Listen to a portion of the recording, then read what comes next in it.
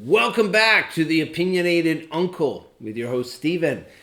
This video is meant to be I'm too tired to write a message to my brother, so it's coming out as a video instead. Well, no, it's one of those things where my brother has asked me a question. I felt like it could benefit, my small but mighty audience as well. My brother, in to a large extent, he's my big brother. He knows more stuff than I do. I defer to him on a lot of stuff, and he's a professor of biological anthropology. He's actually the reason why I'm able to say things like, well, of course I accept evolution, but I don't believe in evolution. Because I know that there is scientific evidence for the fact that change does occur over time. And this is where I nail him down, is that I just don't accept the narratives. I don't accept that the story of evolution. I accept the fact of evolution, but I don't accept the story behind it. That's a subject for a different different message. But the thing that we were talking about today was he's trying to get a handle on what's going on in the Middle East right now with Iran, and why is Trump and his people invading Iran, who ostensibly have not attacked us. He's very aware of, this very hollow threat that Iran might have a nuke at some point, but it's like, why did they just suddenly invade it now? They didn't even need to do like a false flag event like with 9/11 to give an excuse to invade it, as they did with Iraq. They just went in, right? And they're not even doing very well. But what's actually happening over there is being fiercely censored. So my brother, as any I'm thinking of words like positive-minded and well-minded. Well, no, just any sensible person would do, is wondering what's going on. Now, I do not claim for an instant to have the answers on that.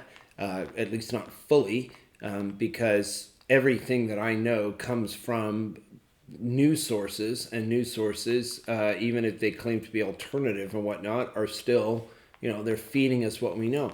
But at least the one thing that we can say about it is that there is a theological streak running through it. So he was wondering, what's the difference between this dispensational stuff and this replacement theology? He's like, what's replacement theology? I'm going to give it to you. I'm going to keep it short, probably shorter than I've even spoken so far. Replacement theology is not a thing. So-called replacement theology is simply Christian theology for the last 1900 years. And I include in that Orthodoxy, Catholicism, Roman Catholicism, Anglicanism, and all forms of Protestantism. That's what's crazy about like suddenly calling something replacement theology. It's simply Christianity. What has happened is that in the last 100 years, from the Scofield Bible and Joseph Scofield and Mr. Darby forward, where a bunch of Jewish Zionists created this idea of Israel as being a physical place and having to recreate a physical land of Israel and bring about the coming of the Antichrist, a la the Left Behind series and all these various books. Like every movie that you see now about the end times, it's all dispensationalist, so that you could, if you're not a Christian, you could be easily forgiven. And I don't mean that in the metaphysical sense, but just in a social sense of thinking that, all Christians think that, the end times is the Christians will all be whisked off up into heaven, then a bunch of bad stuff will happen, and then Jesus will come back, and, it's all focused and centered around Israel and so on. No, man, no. Nobody in Christianity has thought that for the greater part of 1900 years. But because the small but very vocal and powerful group led by the you-know-whos, they've been the ones pushing this theology. They've been the ones declaring that that's what Christian theology is, that's what it amounts to, and that's what it necessarily has to be. And so, the Kirk Camerons, and even, God bless them, even, oh gosh, why am I forgetting his name? Kevin Sorbo's and so what. I loved him as Hercules. I'm still a fan. Kevin Sorbo, you will always be Hercules, and I will always recognize you as a Christian brother, even though we fervently disagree on that one thing. But, I get it. If you wanted to be a member of the, if you wanted to have an alternative career as an actor within the Christian sphere of acting, that like gets to say, oh, we got kicked out of Hollywood, so we're the alternative Christian, Hollywood. You had to be dispensationalist. Yeah, sorry, kind of exposed there. They control every side of the dialectic, but yeah, so replacement theology is simply Christianity. So what's dispensationalism? It's this idea that God has given out certain dispensations to different groups over time. It's the idea that supposedly, you who bless Israel will be blessed and so on. But no, it's a total misreading of Genesis. Nobody thought like this.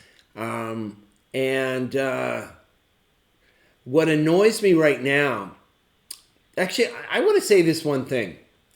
I've always been a bit of a rebel. Now, talking about being a Christian, you think, oh, you're not a rebel. You're a Christian. That's the most non-rebellious you can be.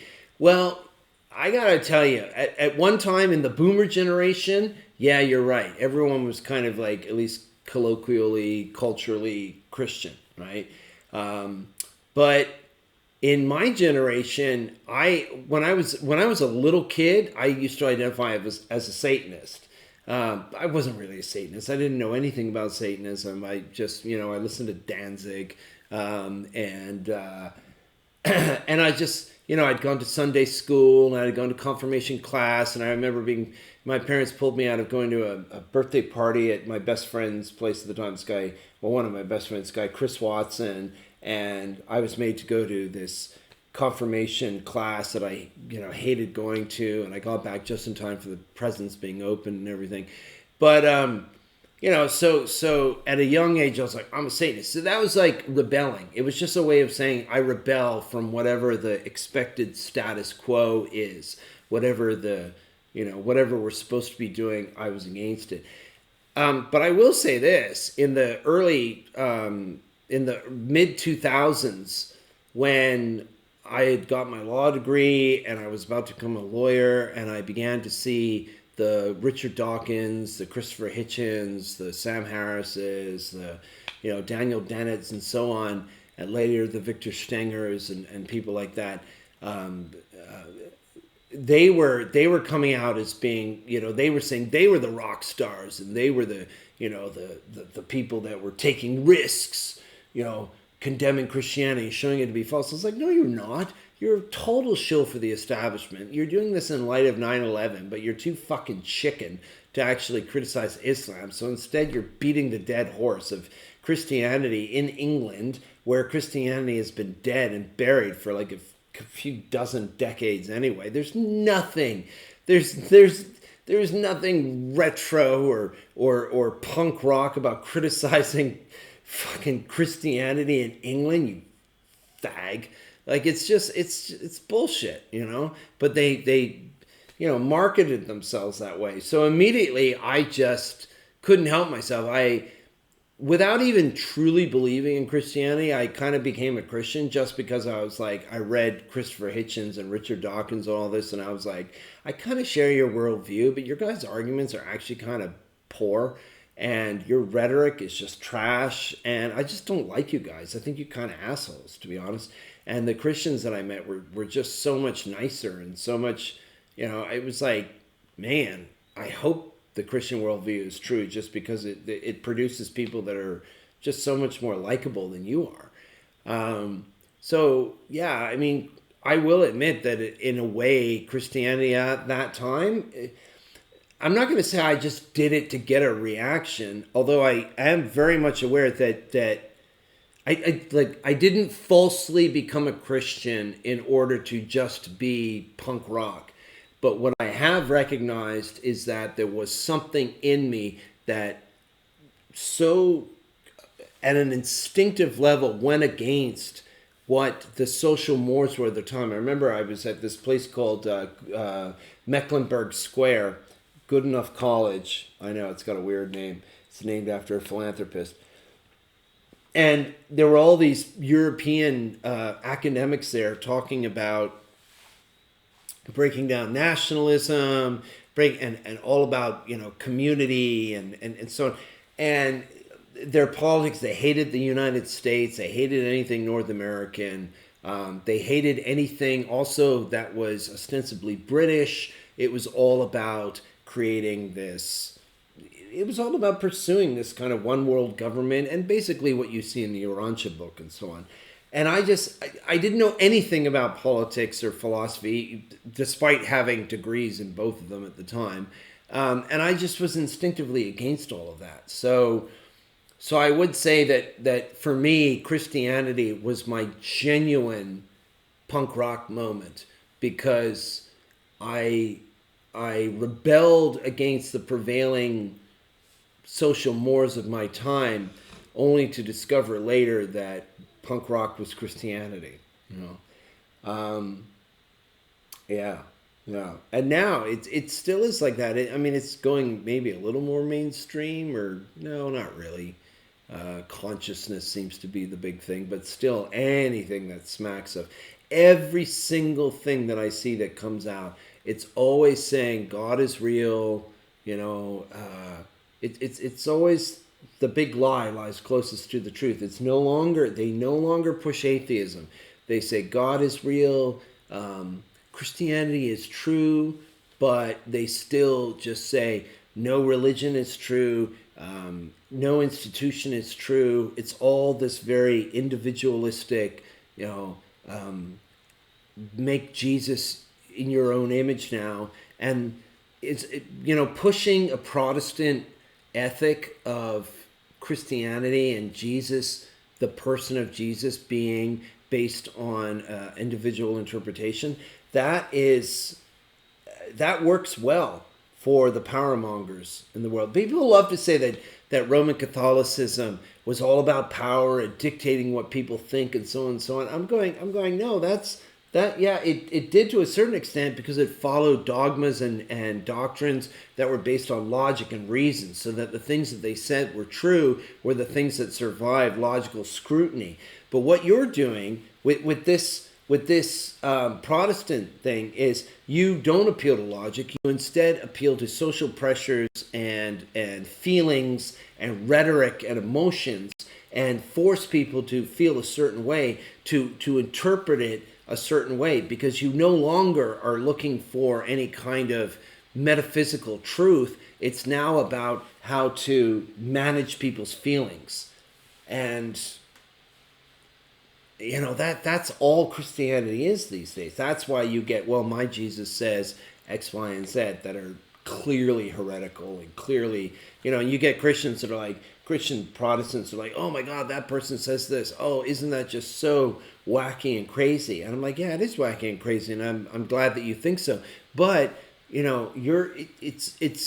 they're only able to do that because you're on that epistemological cloud where it all comes down to individual, like, I just have the Holy Spirit, in me interpreting the scriptures.